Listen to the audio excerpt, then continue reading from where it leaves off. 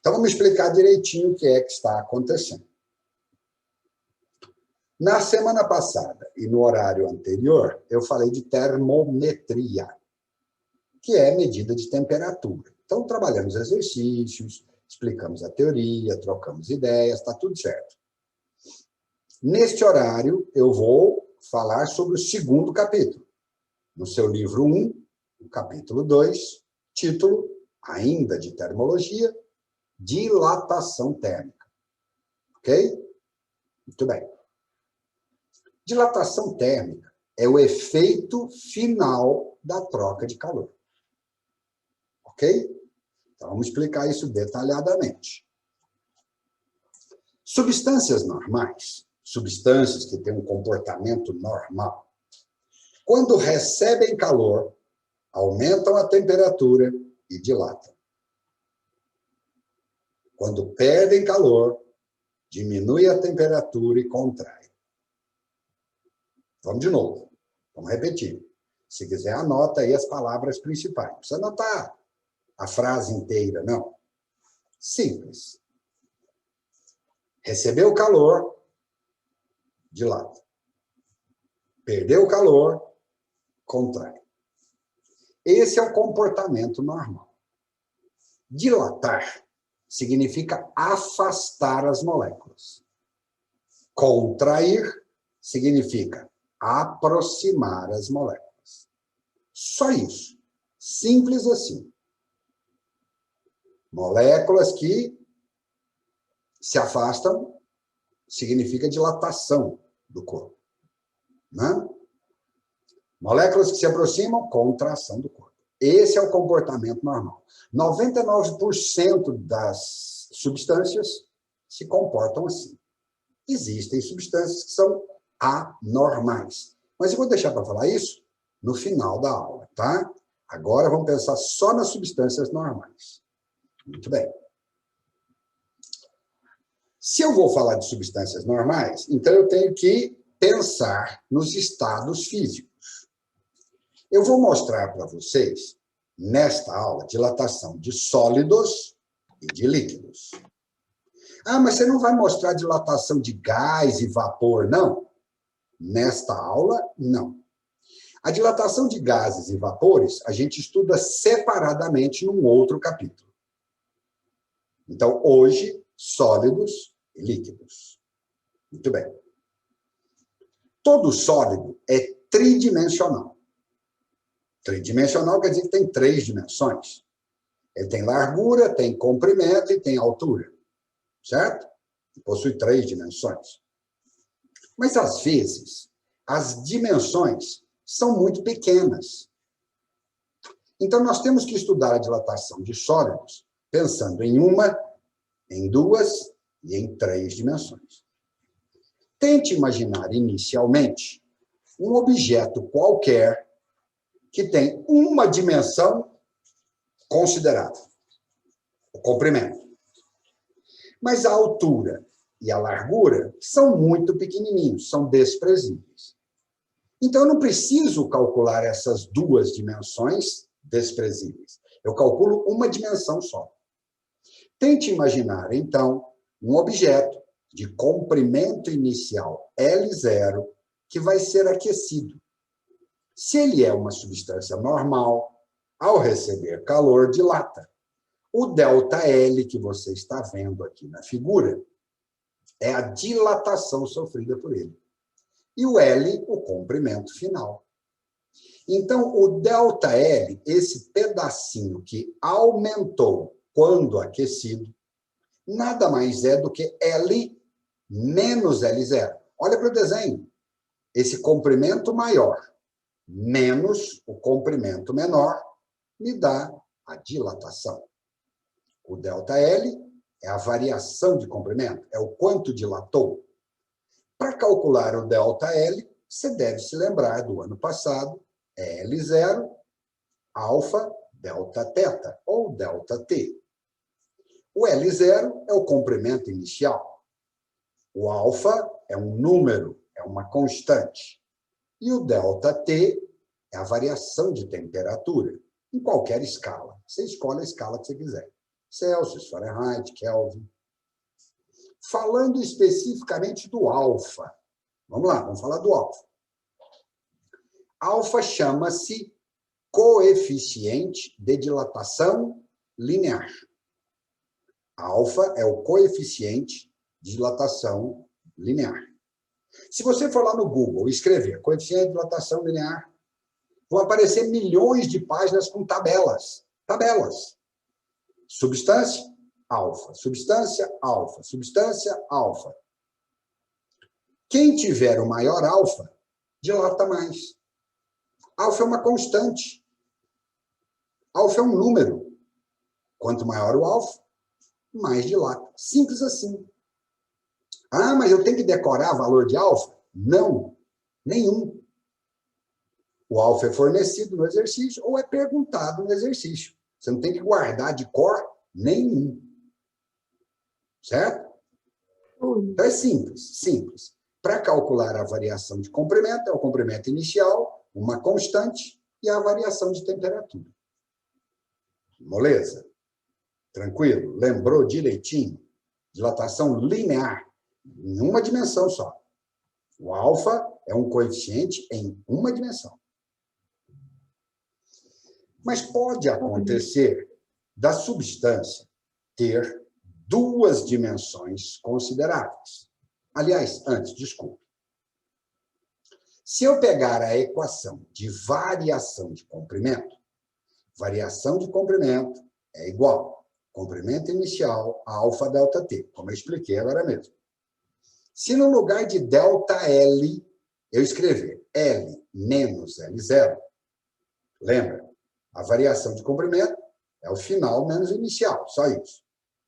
Se eu passar o L0 para o lado direito da igualdade, somando, e colocar o L0 em evidência, nós chegamos nesta equação. L final é igual a L inicial, 1 mais alfa delta T.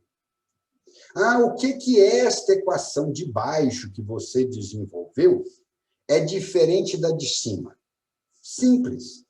Na primeira equação, nós calculamos a variação de comprimento, o quanto aumentou. A segunda equação calcula o comprimento final. Ô, Maria Clara, pode perguntar, querida. Fica à vontade, abre o microfone. T2, porque quando você passa o L inicial para lá somando, aí dá L inicial mais L inicial, 2L inicial, né? Não, aí quando você... Deus castiga. Não este pode? Não. Este L aqui está multiplicado por alfa e delta T. Então, eu não posso somar os dois. Eu tenho que colocar em evidência. Quando eu coloco em evidência, o que sobra aqui? 1. O que sobra aqui? Alfa delta T. Entendi. Belezinha? Uhum. E essa aí é de que mesmo, Túlio? Isso, é isso que é importante guardar. Ótima pergunta, exatamente isso. Gente, é isso, participa, pergunta. Olha só, a equação de cima calcula o delta L, o quanto aumentou. A equação de baixo calcula o L, comprimento final, como terminou. Por exemplo, eu pego uma barra de ferro de 1 metro de comprimento. Então, o L0 é 1 metro. Esquento a barra e ela aumenta 1 centímetro. 1 centímetro é o delta L, é o quanto aumentou. Qual é o comprimento final? 1 metro e 1 centímetro. A de cima, calculo 1 centímetro. Quanto aumentou? A de baixo, calcula como terminou. Entendeu a diferença? Sim. Isso. Ah, mas aí qual que eu vou usar? Ah, gente, você pode guardar só essa primeira equação. Por quê? Porque se eu te perguntar qual é o L final, o que você faz? Você pega o L inicial e soma o delta L, se for dilatação. Ou subtrai, se for contração. Entendeu essa última parte? Pois não. Uma hora você falou assim que quanto maior é o alfa, é maior a dilatação? Isto, mais dilata. Tem Entendi. tabela disso. Vai no Google e escreve coeficiente de dilatação linear. Tem tabelas e tabelas e tabelas. Você vai ficar até chateado de tanta tabela que tem. Entendi, obrigada. Ué. Ferro dá o valor do alfa. Aço dá o valor do alfa. Bronze dá o valor do alfa. E assim por diante. Eu estou citando metais, mas não precisava ser só metal, não. Eu podia falar de outras substâncias também, madeira, outras substâncias. É que os metais são aqueles que dilatam mais, né? Entre os sólidos. Então... A primeira é a variação do tamanho, né? A variação. Isso, variação de comprimento. E a de baixo, o comprimento final. Entendi. Mas vou repetir. Precisa guardar as duas? Não, guarda só de cima. Se você souber quanto aumentou, você soma com L0, você tem como terminou. Mais perguntas? Fica à vontade, gente. Pergunta quantas vezes você quiser.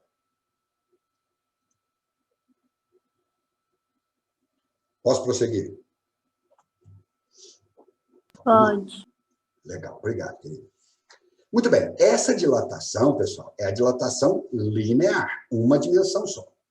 Vamos passar para uma dilatação superficial. O que é a superficial?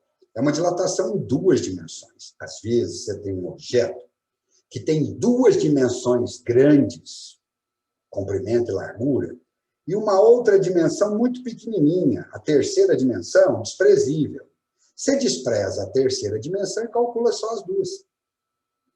Aí, eu estou falando de uma área inicial a zero, você aquece o corpo e ele passa para uma área final A.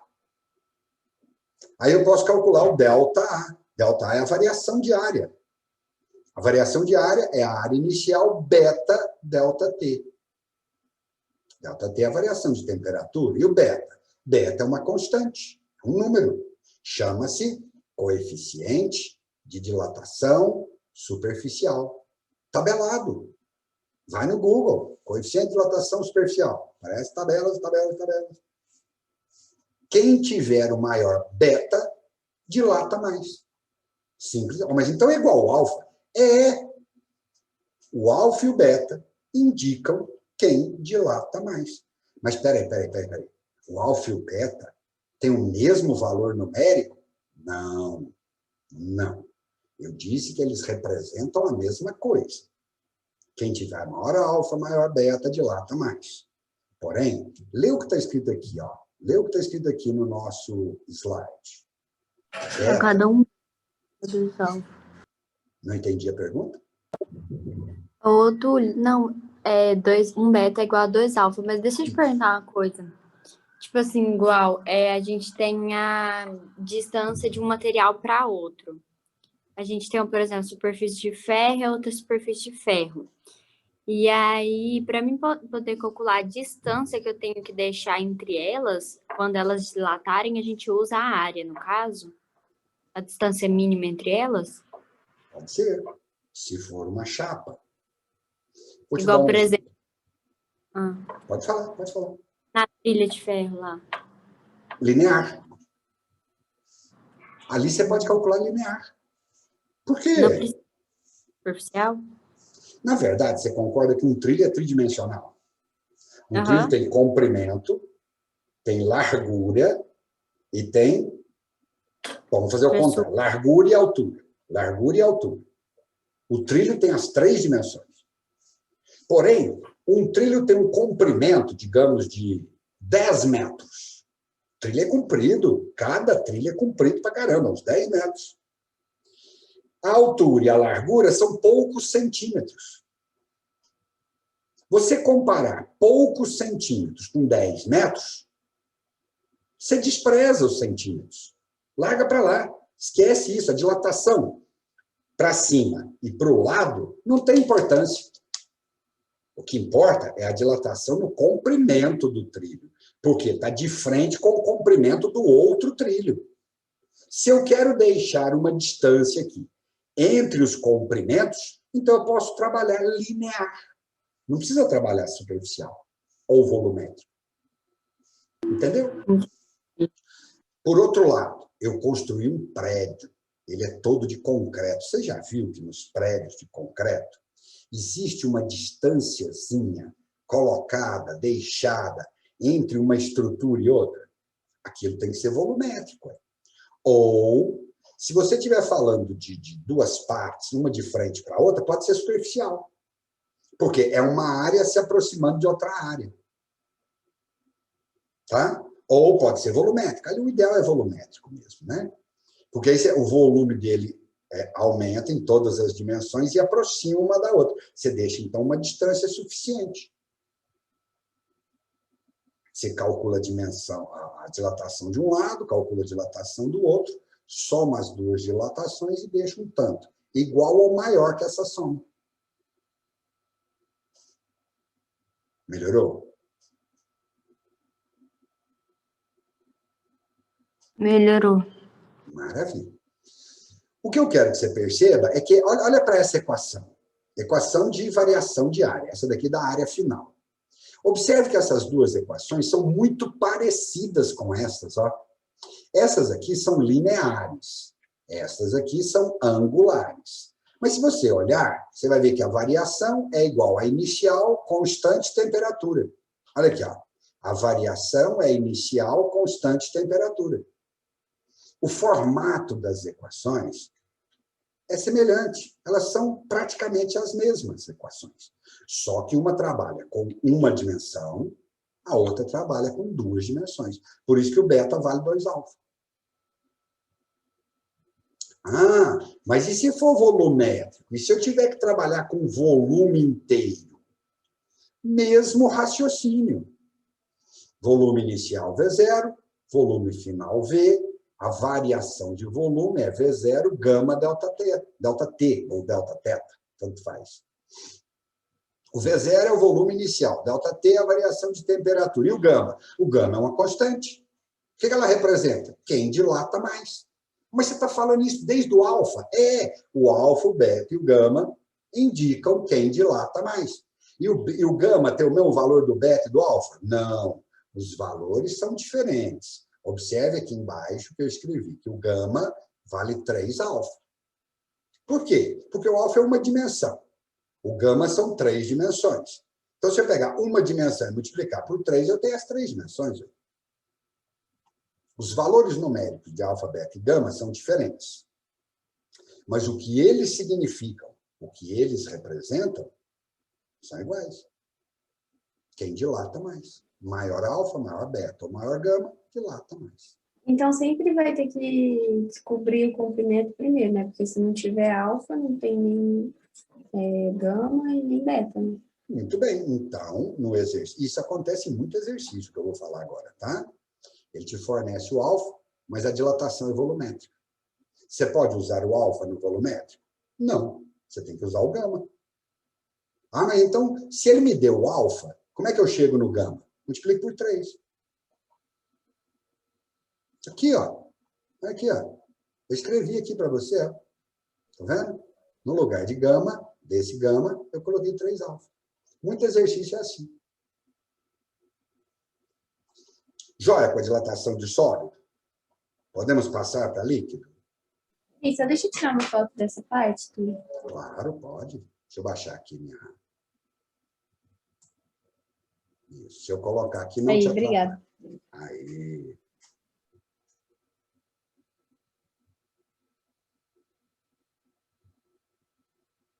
Pronto?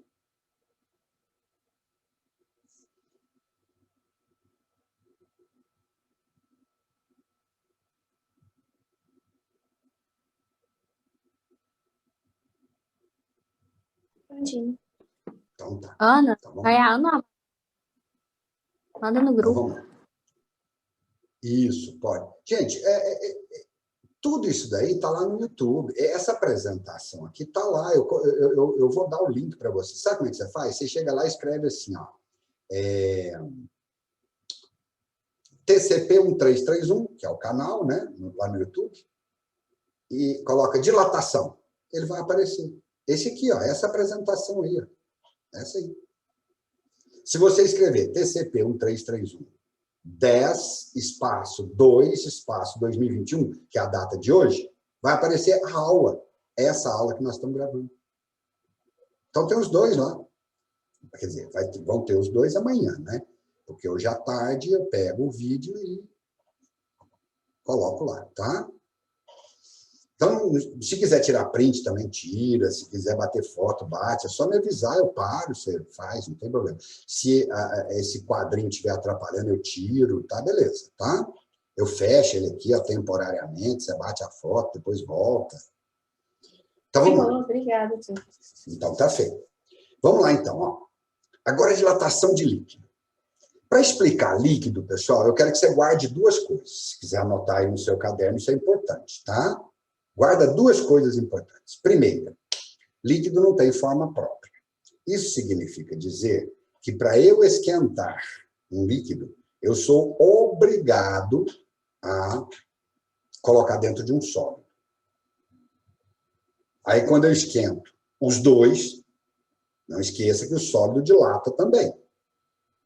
Então, provocar variação de temperatura no líquido sempre tem o sólido junto.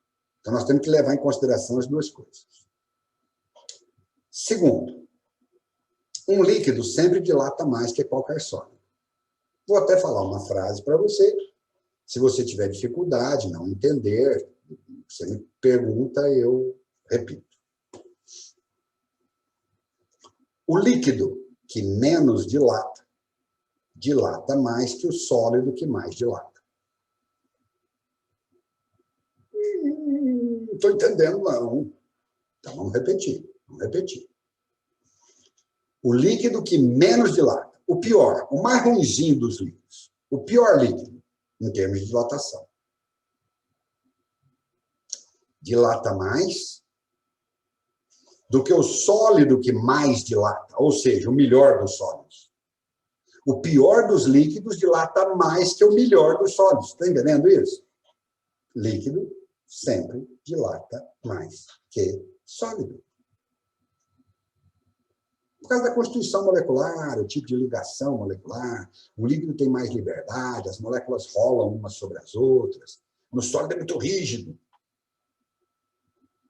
Tudo bem? Guardou essas duas coisas ou tem dúvida? E no líquido, não tem jeito de calcular dilatação linear ou superficial, ou então é muito difícil, ou é impossível ou é muito difícil. Para líquido, a gente sempre calcula dilatação volumétrica. Quando falar em líquido, é volume. Não pensa em linear e superficial. Linear e superficial é para sólido. Então, a equaçãozinha, essa equaçãozinha é que nós estudamos agora. Isso aqui é dilatação volumétrica, usando gama. Nós discutimos agora. Então, para líquido, eu só uso volumétrico. Legal. Então, como é que eu vou fazer isso? Presta atenção na experiência que eu estou propondo. O que está empontilhado é um frasco completamente cheio de um líquido. Pensa nisso. Um frasco completamente cheio de líquido, até a borda, até a boca. Aí eu aqueço o conjunto. O frasco dilata. Está vendo aqui? Ó? O que está contínuo aqui é a dilatação, é o volume final. Aumentou de volume. O líquido também aumenta. Mas eu acabei de explicar para você que o líquido dilata mais que o frasco. Então, o frasco dilata, o líquido acompanha, mas o líquido dilata a mais.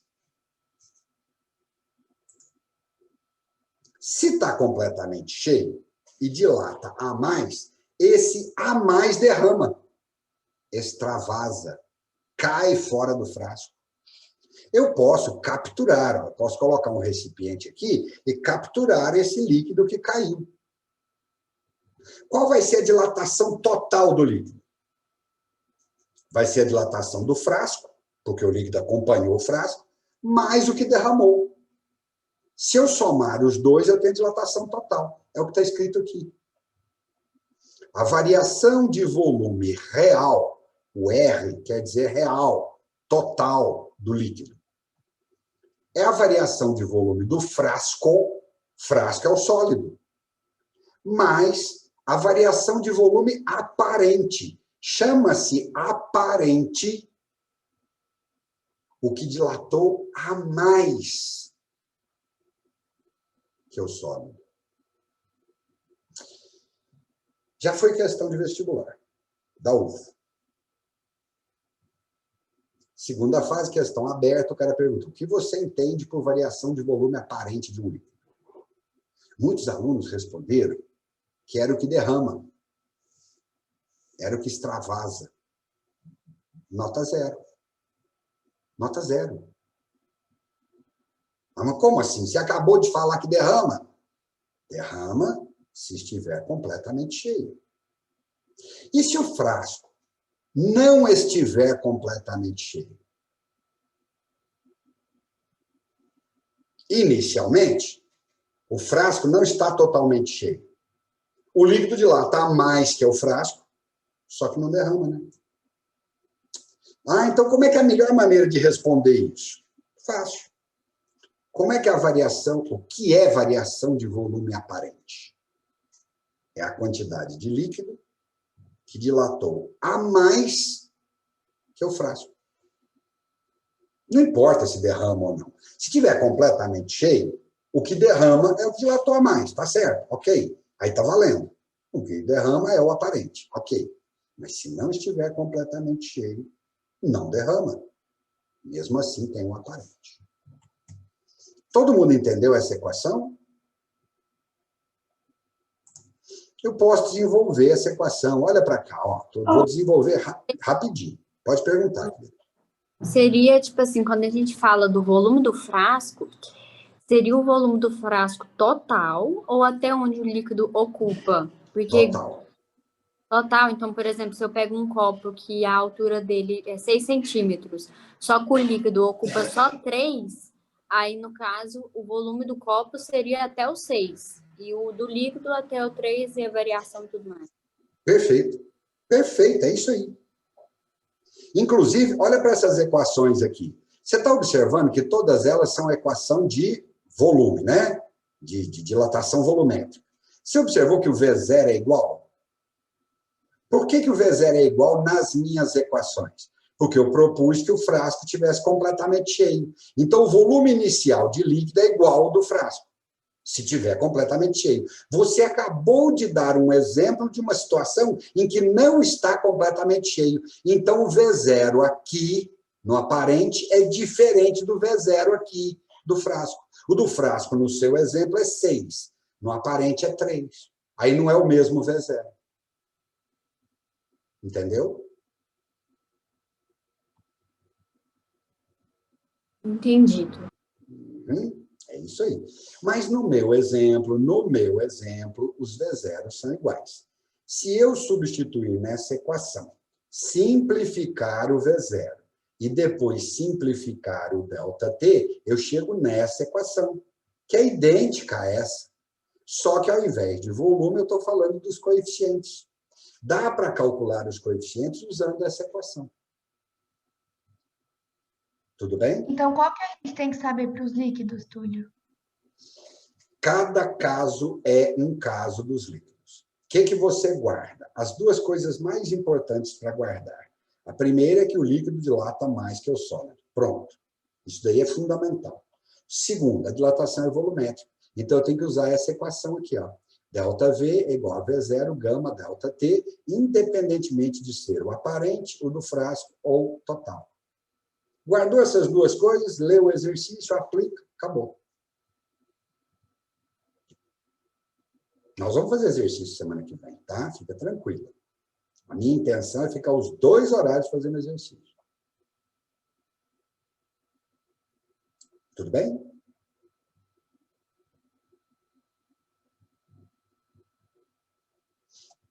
Ok, então vamos para frente. Para encerrar, para finalizar, acabou a aula, só mais isso aí e encerro.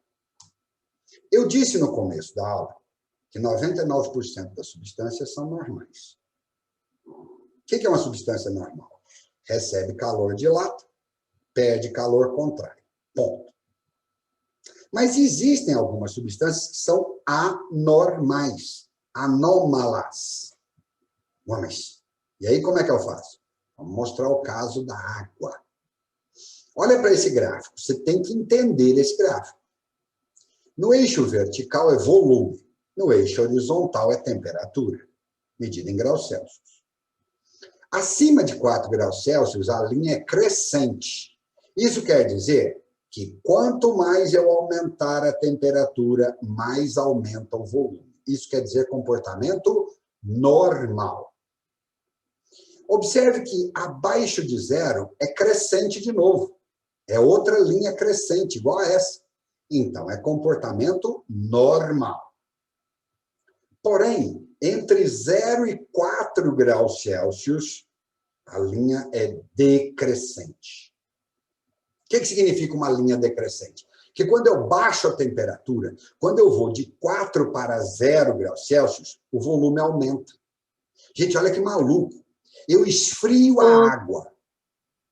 Pode perguntar. Isso tem a ver com o alinhamento das moléculas, tipo, dos átomos lá? Não. Porque... Esse comportamento... Pode perguntar. Porque a água, ela é, por exemplo, a H2O tem 2 de hidrogênio e uma de oxigênio. E ela tem uma... A estrutura dela é angular. Só que aí, quando ela esfria, ela fica linear. É por isso? Não, não é isso. Não? Não.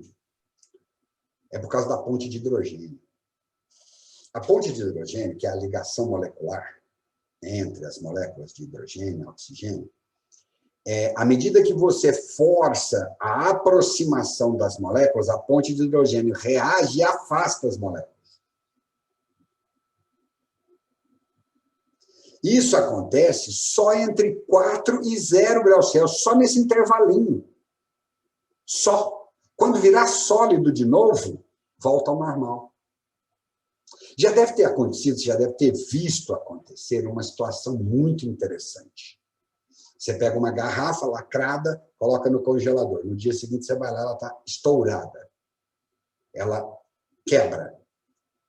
Porque o vidro, quando resfriado, contrai. A água, entre 4 e 0 graus Celsius, dilata. Temos um problema. O vidro diminuindo de volume, a água aumentando de volume. Se o vidro for fraco, quebra. Tudo bem? Então, não muda a posição da molécula. Não muda a estrutura da molécula angular. Ela não vai ser linear. Ela não vai deixar de angular? Não, não vai. Porém, a ponte de hidrogênio vai reagir a essa aproximação das moléculas. Além da água, se não me engano, ferro e bismuto também têm esse comportamento, porque possuem ponte de hidrogênio.